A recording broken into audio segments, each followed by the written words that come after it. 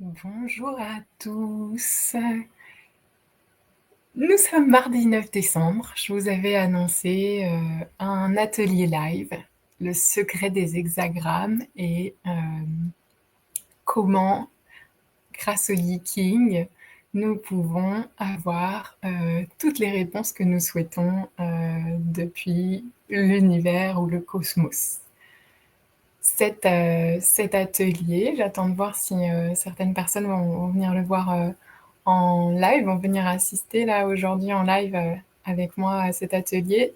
Donc je commence un peu doucement, vous commencez à avoir l'habitude aussi avec les réseaux sociaux. Il restera en replay. Je vous invite à partager au fur et à mesure toutes vos questions. Là, il se veut interactif.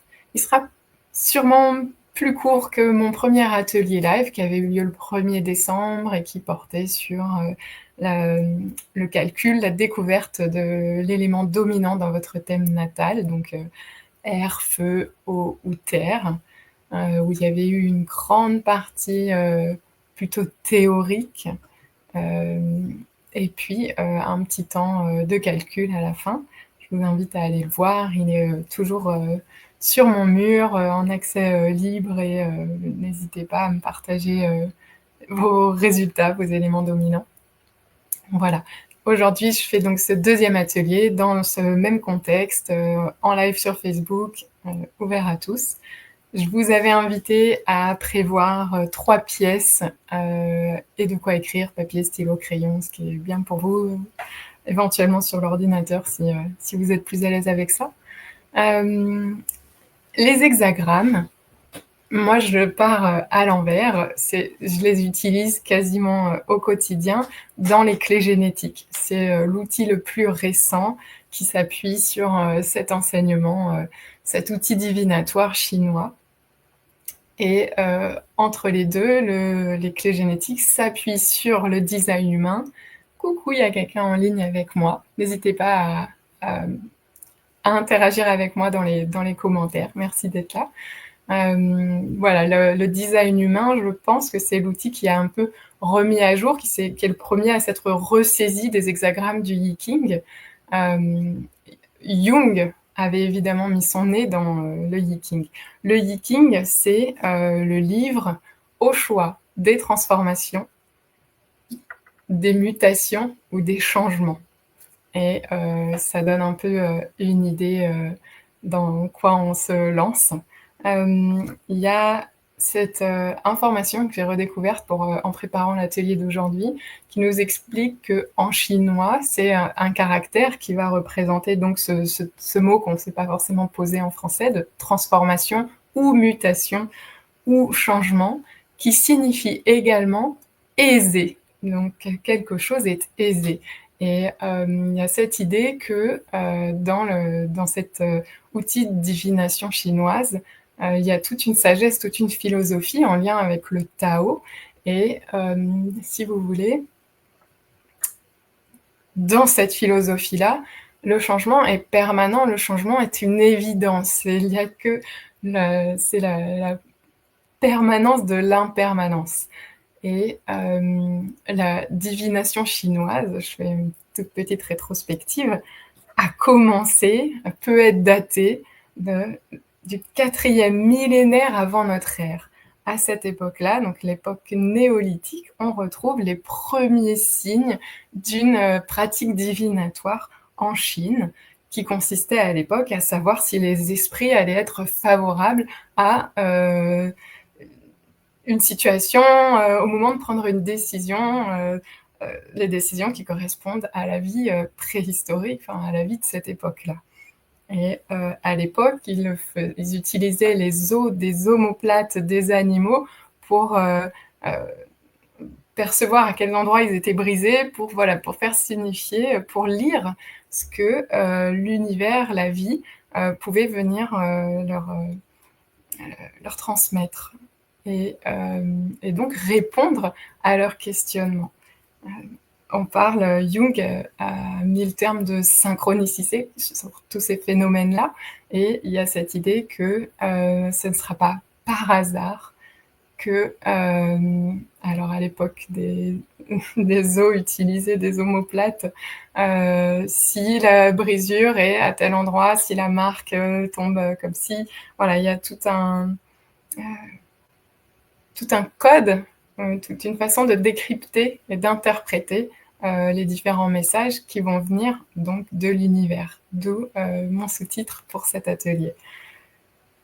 Ensuite, on avance dans le temps et on arrive en 2000 avant Jésus-Christ et c'est là qu'on retrouve la première, organisation en 64 hexagrammes. Hexagramme, ça veut dire hexa, c'est le 6 et gramme, c'est la ligne. C'est un petit symbole qu'on va utiliser, qui est composé de 6 lignes. Je vais vous expliquer ensuite comment, on arrive à cette construction-là. Il y a du coup toute une période pendant laquelle ces 64 hexagrammes vont être réappropriés, vont évoluer avec la vie de l'homme.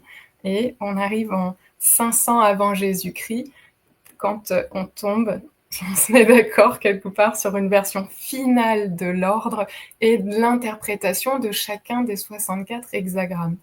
J'aime bien dire que ces 64 hexagrammes, ils vont correspondre aux 64, merci pour le petit cœur, aux 64 vertus, à 64 vertus, dans un sens, on est dans le Tao, et puis on retrouve cette idée dans les clés génétiques, si vous voulez. C'est 64 vertus, mais c'est aussi 64 problématiques en clés génétiques, et puis dans toute cette approche chinoise, il y a cette notion du yin et du yang qui ne sont jamais séparés, et quand vous avez une vertu, et ben vous avez également l'envers de la médaille ou de la pièce, vous avez tout son bagage en excès ou en manque, ou tout ce par quoi vous devez passer pour pouvoir l'incarner, l'activer à l'intérieur de vous. Donc voilà, en 500 avant Jésus-Christ, on a cette version finale de l'ordre et l'interprétation pour ces 64 hexagrammes qui vont correspondre aussi à des situations de la vie. C'est l'observation. Merci, maître Dean énergéticien, merci d'être là et merci pour le petit coucou. Du coup, je reprends mon fil. C'est ces moments de la vie, c'est ce que cette sagesse chinoise à l'époque a pu observer de ce qui traversait l'être humain à l'intérieur de lui, dans son quotidien, dans des situations pratico-pratiques.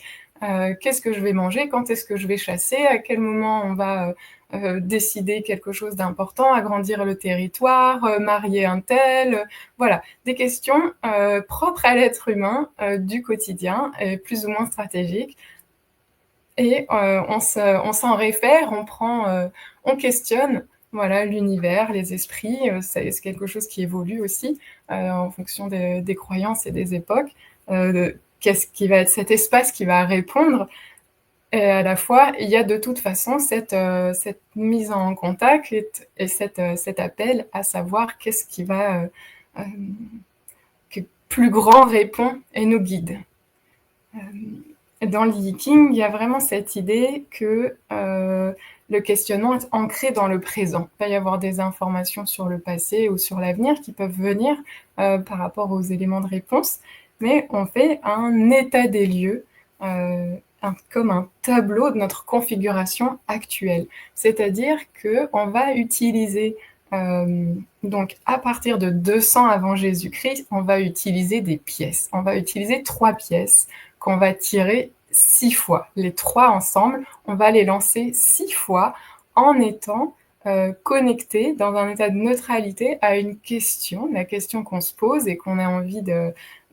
pour laquelle on cherche une réponse, à la fois dans cet état de neutralité, c'est-à-dire que l'idée, c'est de faire le vide à l'intérieur de nous pour ne pas orienter la réponse à la question. Nous allons être ce filtre par lequel le hasard, la main du hasard va lancer ses pièces et répondre à notre question. Donc, Moi, j'ai justement les petites pièces de l'époque. Vous voyez, alors là, vous avez, hop, le face, enfin la face de la pièce. Et, hop, et là, vous avez pile. Donc sur le pile, il y a 2 symboles, très en rondeur. Et sur le face, il y a 4 symboles. Alors, je trouve que c'est pas super clair. J'essaie de me rapprocher de la caméra, mais tout. Et qui sont un peu plus anguleux, je trouve, et qui ressemblent beaucoup plus au système actuel de... En japonais, ça s'appelle les kanji, je ne sais plus si c'est le nom en chinois aussi. Donc voilà.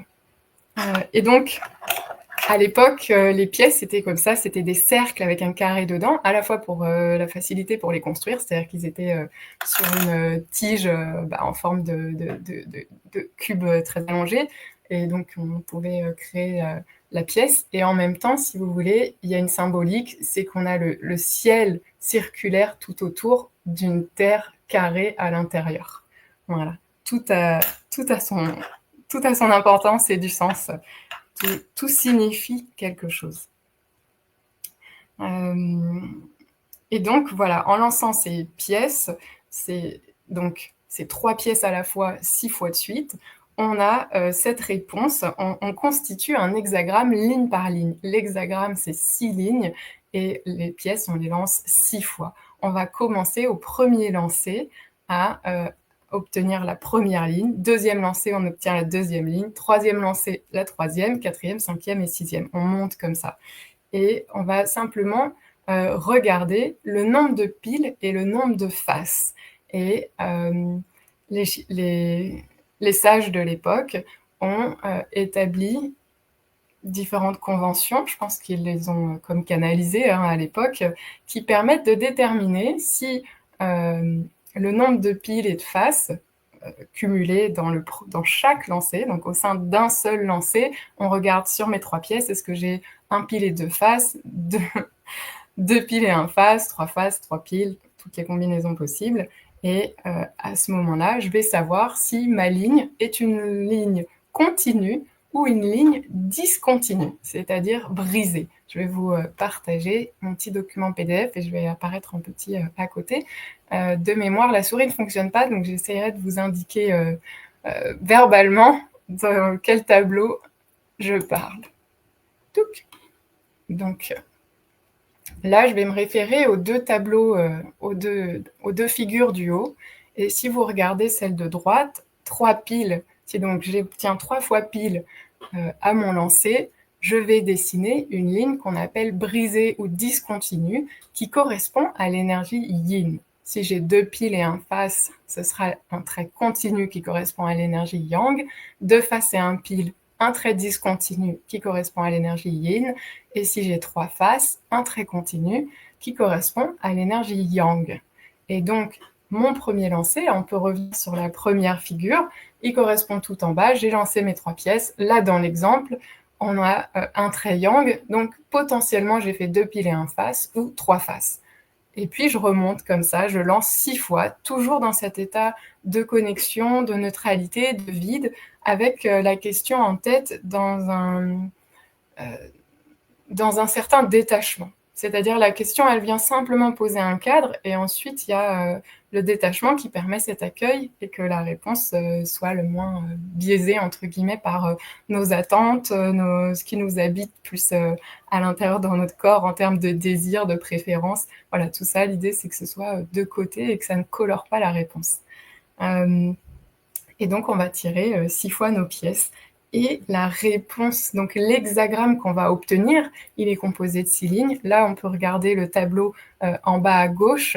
On va aller voir, donc il est composé, ce tableau, en 2 parties. On va regarder les 3 lignes du bas dans la colonne de gauche, et puis les 3 lignes du haut, elles apparaissent dans la ligne du haut. Et on recoupe comme ça, dans notre tableau à double entrée pour connaître l'hexagramme qui correspond aux 6 lignes qui sont sorties au moment où on lançait nos pièces. Et cet hexagramme, il va donc nous donner un état des lieux, un tableau de notre configuration actuelle pour nous permettre d'éclairer la situation et d'agir en connaissance de cause et de manière juste. C'est ça la recherche à l'intérieur de nous au moment de poser cette question, de s'adresser à l'univers pour recevoir l'hexagramme et peut-être plusieurs. Ça va être voilà, cet état d'esprit-là. Je pose pas forcément la question de savoir qu'est-ce que je dois faire, je pose la question de savoir ce qu'il en est quelque part, dans quoi je me lance, qu'est-ce qui va apparaître comme thème, comme défi, comme valeur, comme caractéristique existante à l'intérieur ou à l'extérieur, ou comment, voilà, qu'est-ce qui va... ça donne une couleur de ce qui pourra être expérimenté. Voilà. Et, et donc, on peut voir que chaque hexagramme est composé soit de 6 yang, soit de 6 yin, et soit un mélange des deux. Donc, vous avez 62 hexagrammes qui sont un mélange du yin et du yang, à plus ou moins, dans une plus ou moins importante mesure. Le yin correspond à l'énergie féminine, mais également à la notion du sombre, du froid, du profond, de l'intériorité, du vide. Et le yang, quant à lui, va correspondre au masculin, mais également au clair, au chaud, à l'extérieur, au plein. Et il y a vraiment cette idée que dans la vie, il n'existent jamais l'un sans l'autre. Ils sont complètement imbriqués et on voit bien le signe du yin et du yang, où voilà, dans chaque partie, il y a un petit peu de l'autre. Et le monde est cet ensemble et pas seulement une des deux virgules. Le monde est un ensemble de moitié de blanc avec un peu de noir et de moitié de noir avec un peu de blanc. Voilà. Donc, quand on va questionner avec le Yiking, on va aussi avoir une réponse en termes de quantité d'énergie yin, quantité d'énergie yang, et sur la circulation entre ces deux, pour aussi pouvoir s'harmoniser à ce qui se joue. Voilà, j'ai fini avec ma présentation. C'était volontairement court et simplifié. Il y a encore plein d'autres choses que vous pouvez trouver sur ce sujet-là. Je vous ai rajouté un 4e tableau que moi je trouve assez chouette. Voilà, les lignes du bas du tableau 3 et 4 sont cachées par la bannière. Je l'enlèverai au moment, à la fin une fois qu'on aura lancé nos tirages. Les Chinois ont fait correspondre des éléments de la nature à des trigrammes. Hexagramme, c'était 6 lignes. Trigramme, c'est 3 lignes. Et donc, vous avez dans le tableau de droite, le tableau en bas à droite, la 4e figure, les 3 lignes discontinues correspondent à l'élémentaire.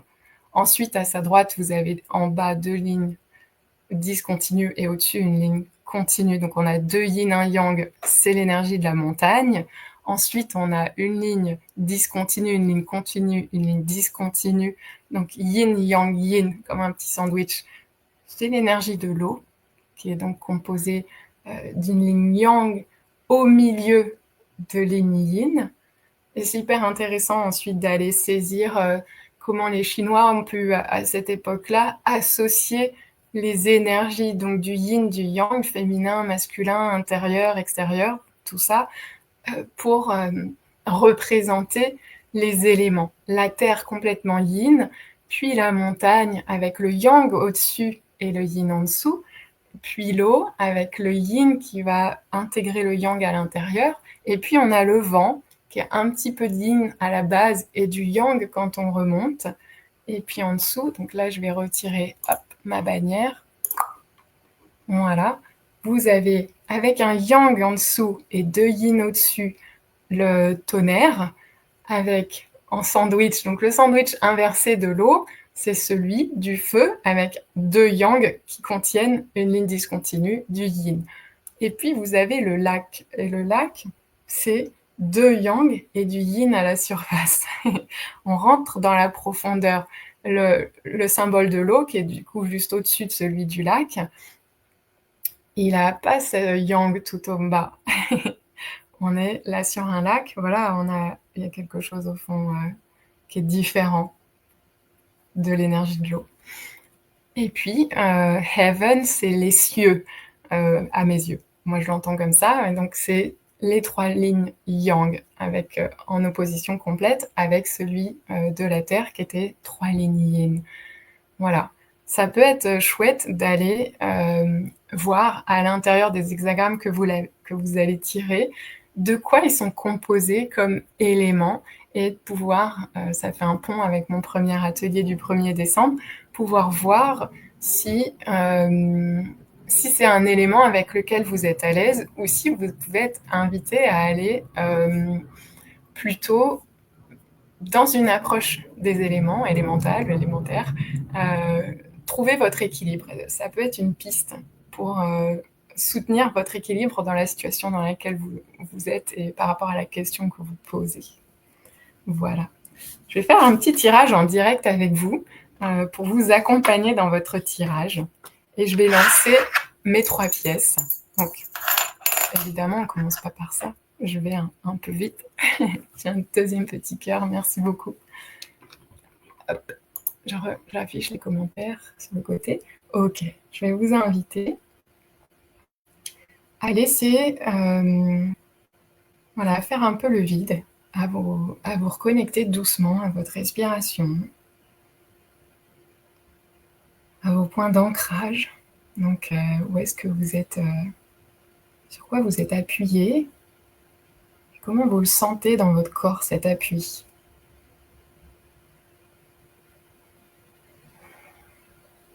Et laissez, autant que vous pouvez, votre poids retomber un peu sur vos appuis. Savourez ce socle. Vous êtes soutenu, vous êtes supporté. Voilà. Laissez descendre un peu tout ça, votre énergie. Là, on était un peu dans le mental. Sentez peut-être que d'une façon un peu automatique, naturelle, votre respiration, elle descend. Elle ralentit et elle va venir rejoindre, mettre en mouvement d'autres espaces à l'intérieur de vous. Maintenant que vous vous êtes posé, que votre socle est un peu plus solide, parce qu'il est un peu plus en conscience. Moi, je suis assise en tailleur, et peut-être que vous avez les cuisses, les pieds qui sont posés par terre, qui sont soutenus. Voilà. Consolidez cette sensation, amplifiez cette perception, votre densité, de la gravité, votre poids. Vous êtes composé de matière et vous êtes en lien avec la terre et tout ce qui vous soutient.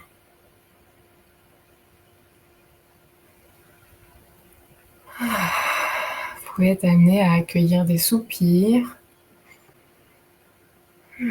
avoir besoin peut-être un peu aussi de redresser votre colonne vertébrale, sentir que voilà, du coup, ça libère un peu peut-être le haut du corps.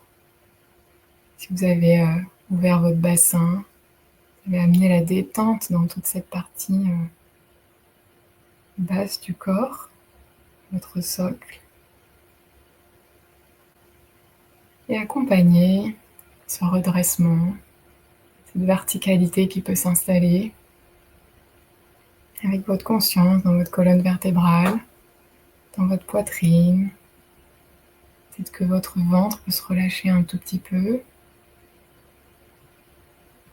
Trouvez cet ajustement entre devant, derrière, droite et gauche pour jouer avec votre axe, votre alignement.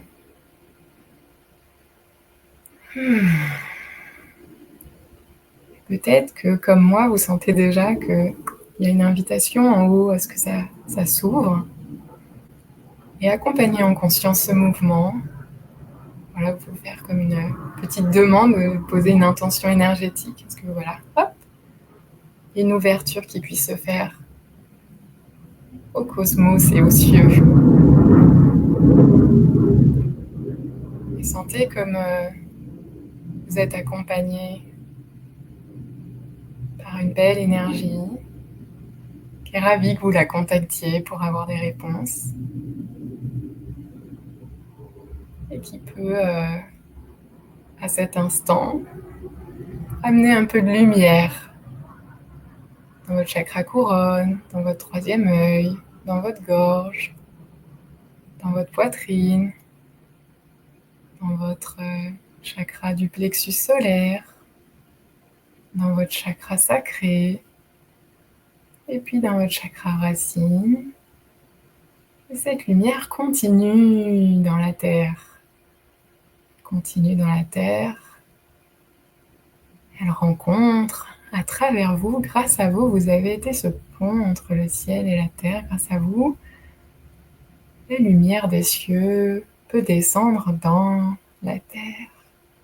Et la terre se met à jour, rencontre cette énergie, et à son tour, hop, elle renvoie de l'énergie verticalement à l'intérieur de votre colonne vertébrale, dans votre champ énergétique.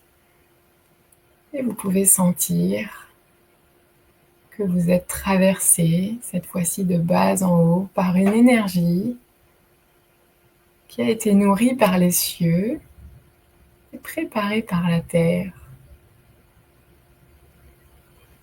Vous sentez comme vous êtes comme une colonne de lumière, ce pont de lumière entre la terre et le ciel. Ok.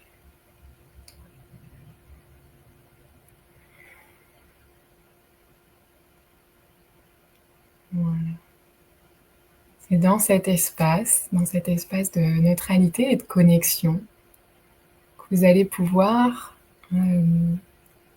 remettre cette question dans votre espace mental, sur l'écran du mental à l'intérieur de vous. Vous pouvez la noter sur le papier ou sur le cahier que vous avez pris. Là, vous avez choisi de noter cette question.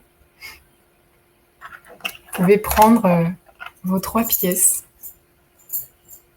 Et puis toujours dans cet état de neutralité et de connexion, vous savez que vous avez posé la question, vous pouvez même voilà, vous en détacher.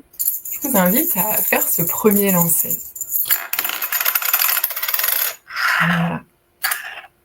Moi, j'ai obtenu 2 faces et un pile. Et donc, vous avez le tableau sous les yeux. 2 faces et un pile, pour moi, ça va être un trait yin qui va donc être en bas de l'hexagramme. C'est ma base. Ma base, aujourd'hui, c'est un yin composé de 2 faces et un pile. Je vous laisse regarder pour vous. 3 piles, c'est yin. 3 faces, c'est yang. Et 2 faces et un pile, c'est yin. Et 2 piles et un face, c'est yang. Et revenez dans cet état de connexion. Autre question. Sans qu'il y ait quelque chose qui s'est un peu posé. La première information est là. Vous pouvez lancer votre deuxième série de 3 pièces. Moi, j'ai 3 faces.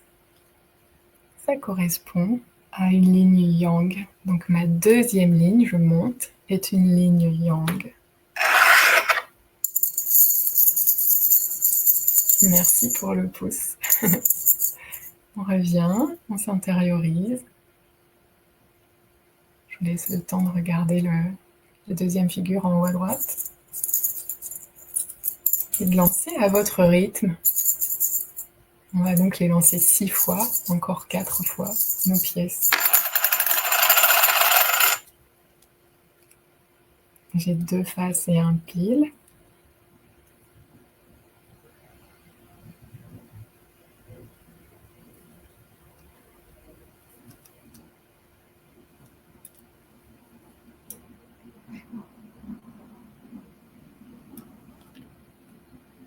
de nouveau montrer yin. Aujourd'hui, on ne fera pas la distinction entre le fait que mon yin soit sorti avec 3 piles ou avec 2 faces et 1 pile, mais dans le livre du Yi King, dans le livre des transformations, vous avez évidemment bien plus d'informations que ça, et ça va jouer, ça s'interprète d'une certaine façon. Je reste dans la simplicité aujourd'hui. Et j'ai donc lancé pour la 4e fois mes pièces, et moi j'obtiens de nouveau 2 faces et 1 pile. Donc toujours le yin.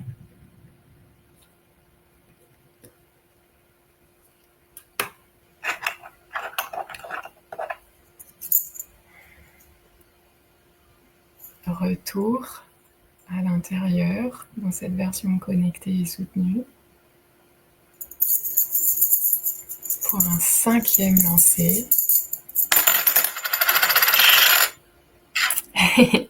Et cette fois-ci, j'ai 1 face et 2 piles. Vous voyez ce que le commentaire du mental a joué. Et donc un trait yang en 5e position.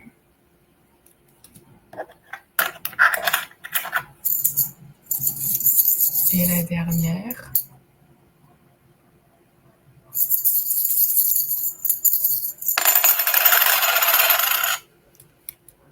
Un face et 2 piles. Voilà.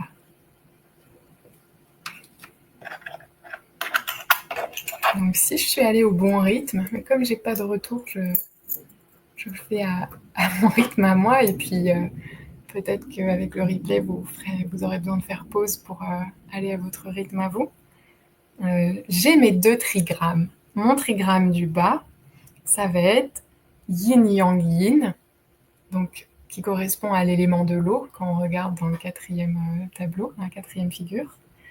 Et puis yin yang yang, qui correspond à l'élément du vent. Donc j'aurai l'hexagramme composé de l'eau en bas et du vent en haut.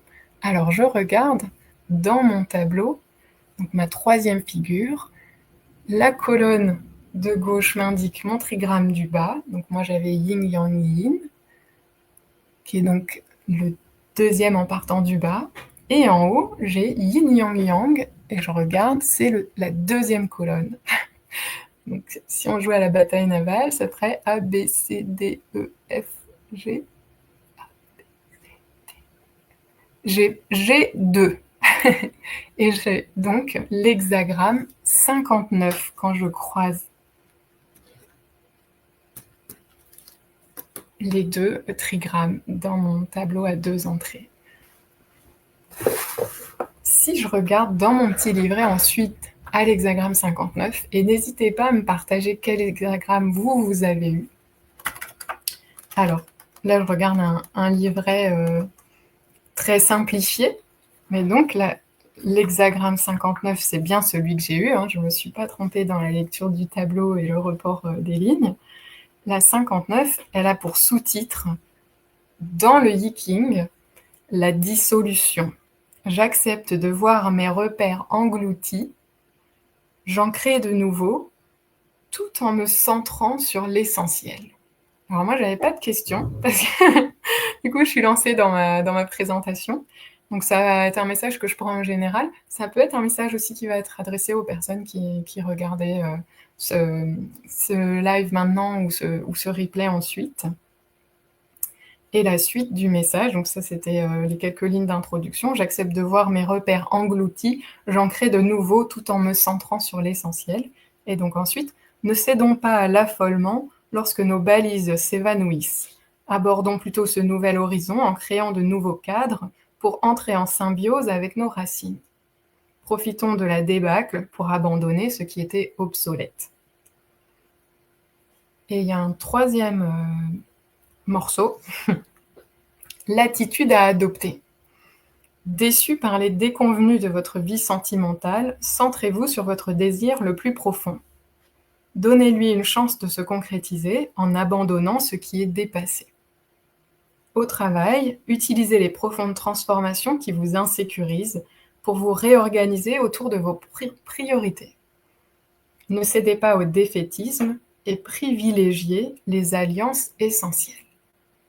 Voilà, donc ça vous donne l'idée de ce que peut être un message, délivré par un hexagramme. Donc là, c'est une version, synthétique. J'utilise un petit livret, voilà, qui était en supplément dans un magazine.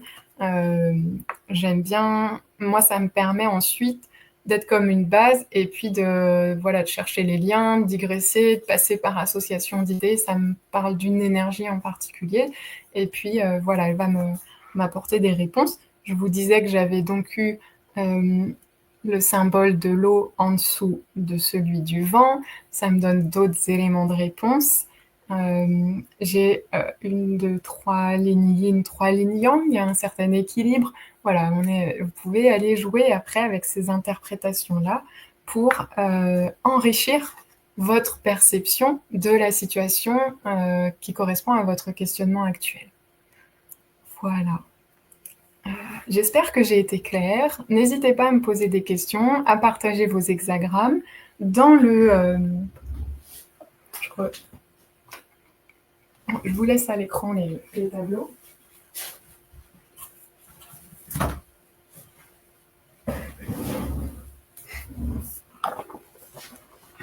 Dans les clés génétiques, c'est peut-être un peu petit pour me voir, la clé 59, c'est celle de la malhonnêteté, de l'intimité et de la transparence. On est sur un autre niveau d'interprétation qui est corrélé. C'est lié au fait des années qui passent, si vous voulez, au moment où les hexagrammes, donc comme je vous le disais, l'ordre des hexagrammes et l'interprétation des hexagrammes, c'est 500 ans avant Jésus-Christ. Les clés génétiques, on est fin du XXe siècle, début du XXIe siècle.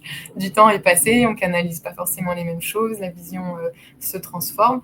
J'aime bien avoir ces différentes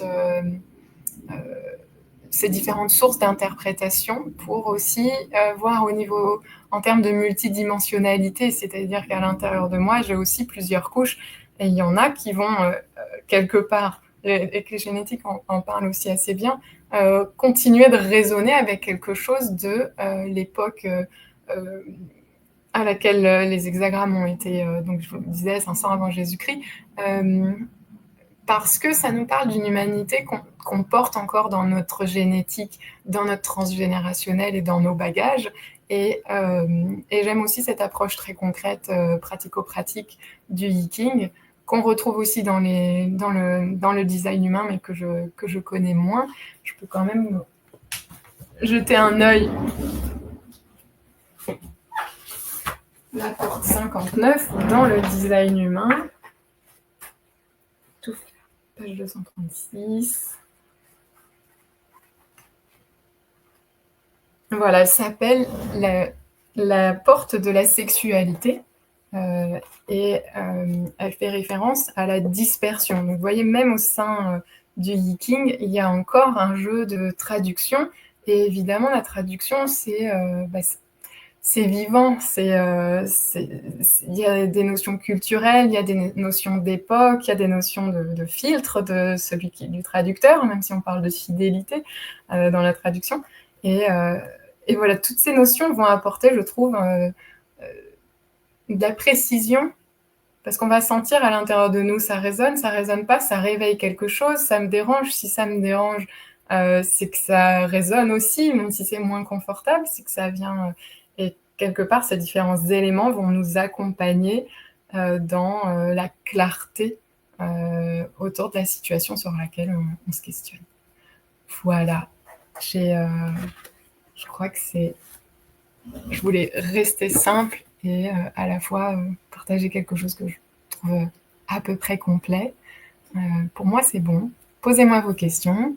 La semaine prochaine, je serai en ligne du lundi au vendredi. Ce sera le programme Amour de soi qui est aussi offert, qui sera aussi en live sur ce mur au même endroit. Prévenez-moi quand même de votre inscription, ça me permet de m'organiser sur la quantité d'informations que je partage. Ça prend plus ou moins de temps selon le nombre de personnes, et les interactions qui seront là. Donc ce sera aussi disponible en replay. Vous pouvez faire, les 5 jours, moins rapidement que je vais vous les proposer, c'est-à-dire moi je vous les propose, dans la foulée. Ce sera à l'heure du déjeuner de 12:30 à 13:30 et en tout cas le live sera à ces heures-là et puis, voilà, je serai disponible, en commentaire, comme, je le fais pour cette vidéo-là et la précédente du 1er décembre. Je vous remercie d'avoir été, en ligne avec moi, pour ceux qui étaient là. Je vous retrouve donc bientôt et je vous souhaite d'avoir plein de belles réponses et de clarté, et d'avancer en alignement avec, votre être intérieur et de profiter de la vie. Merci.